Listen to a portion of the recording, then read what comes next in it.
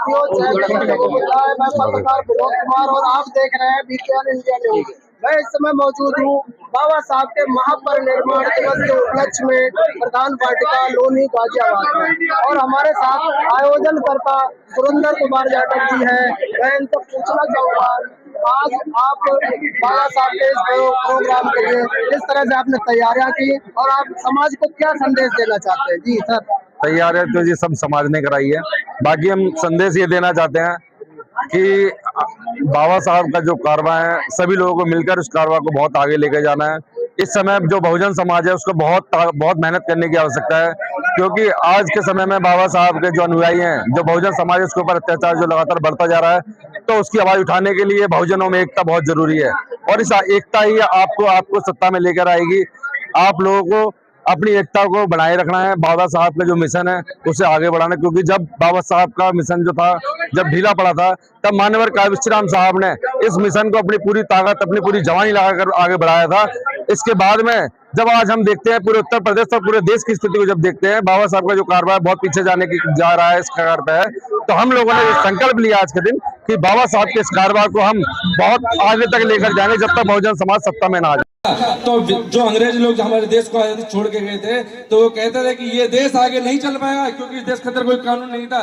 तब बाबा साहिब थे जिन्होंने इस देश को कानून बनाकर दिया और इस देश को राह मिली। आज हमारे देश तरक्की के रास्ते में है, लेकिन बहुत सारे ऐसे लोग हैं, एक दो कोड़ी का वकील मध्य प्रदेश में बैठा है और वो कहता है कि संविधान बाबा साहब ने नहीं लिखा। ये बात बोलकर इस देश में अभी तक सुरक्षित घूम रहा है, ये बड़ी अपमान की बात है हम लोगों के लिए। ऐसे व्यक्ति के लिए जगह जो है जेल के अंदर है, लेकिन उसके ऊपर कोई आवाज नहीं उठाई जा रही, क्योंकि वहां पे मनुवादियों की सरकार चल रही है। वो कह रहा है कि संविधान बाबा साहब ने नहीं लिखा। अरे संविधान लिखने की ताकत तो इस दुनिया में किसी के अंदर थी नहीं बाबा साहब के अलावा। बाबा साहब के संविधान को मिटाने की कोशिश की जा रही है। साथियों, आज यदि बाबा साहब की लड़ाई कोई लड़ रहा है तो वही लोग लड़ रहे हैं जो बाबा साहब को मानने वाले लोग हैं।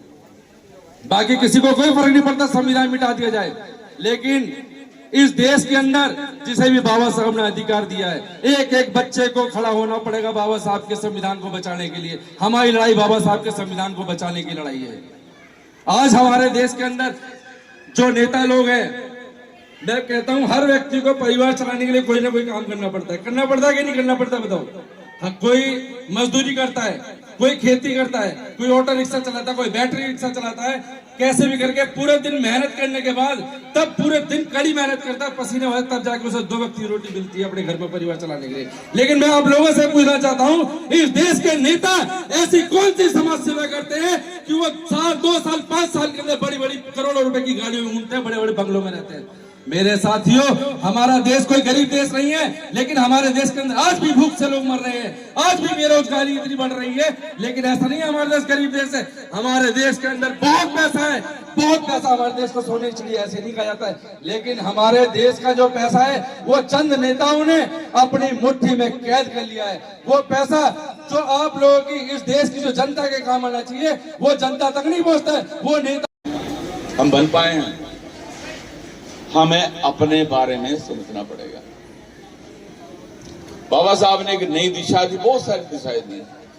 एक उन्होंने धम्म की दिशा दी, धम्म के रास्ते में चलो। क्या हम चले? बाबा साहब ने कहा शिक्षित बनो। क्या हम शिक्षित बने? डिग्री ले ली होंगी हमने, school master, doctor, professor, clerk, ये क्या क्या बन गए होंगे, इंजीनियर क्या क्या बन गए होंगे, और वास्तव में शिक्षित हुए? शिक्षित होना अपने जीवन में ज्योति जगानी होती है, जीवन में मशाल जगानी होती है, और जीवन को बेहतर बनाना होता है, समाज को बेहतर बनाना होता है। तो पहला उन्होंने कहा शिक्षित बनो और शिक्षित बनाओ। दूसरा क्या बोला था उन्होंने? जो बाबा साहब के जो 3 कथन हैं, इनका जो भी सही जवाब देगा उनको एक किताब दूंगा मैं। हमें अपने प्रॉपर्टी में नाम देने का कोई अधिकार देता था, ना हमें बोलने का अधिकार था, और हमें अच्छे कपड़े पहनने का भी अधिकार नहीं था। इसलिए हमें अपने बाबा साहब को बड़े दिल से मानना चाहिए। मेरे को बड़ा दुख होता है कि हमारे समाज की महिलाएं और दूसरी की तरफ ऐसे भाग रही है कि मतलब इनके घर में कोई काम ही नहीं है, कौन सी इनकी उन्नति होती है कि इनके बच्चे पढ़ जाते हैं, कुछ नहीं होता। मैंने भी सब कुछ करके छोड़ दिया, मैं दिल से बिठाया है। मैं कभी सुनती हूँ कि बाबा साहब को एक गाली दे रहा, अरे समाज जागो, कब जागोगे तुम, किसका इंतजार है आपको।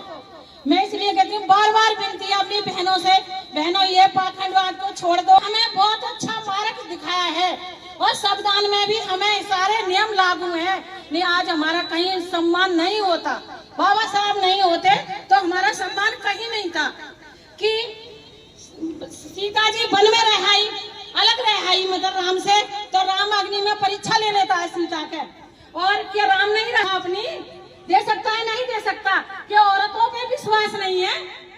और एक इसमें महाभारत में आ जाओ कि द्रौपदी को युधिष्ठिर ने जुए में हरा दिया, उसके 5 भाई थे कि अपने भाई को भी तो जुए में रख सकता था वो।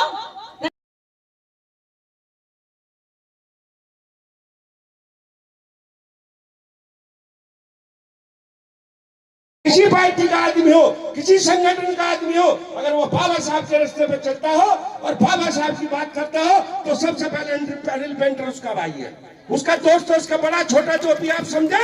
मैं उस आदमी के साथ हूँ जो बाबा साहब का गुणगान करता हो। मगर कोई आदमी बाबा साहब का तो गुणगान ना करता हो और आपस में जो भावना पैदा करता हो कि भाई ठूस पार्टी का, तो मैं समझता हूँ बाबा साहब के रास्ते पे चलाने वाले लोग नहीं है, वो बाबा साहब के रास्ते से हटाने वाले लोग।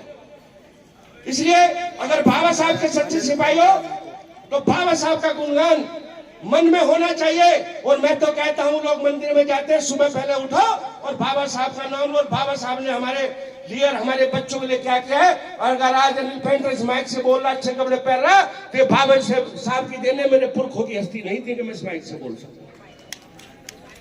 इसलिए एक एक बच्चे को, अपने बच्चों को समझाओ कि मंदिर छोड़ो, मंदिर में कुछ नहीं रखा सिवा लूट के। बाबा साहब ने हमें एक प्लेटफॉर्म दिया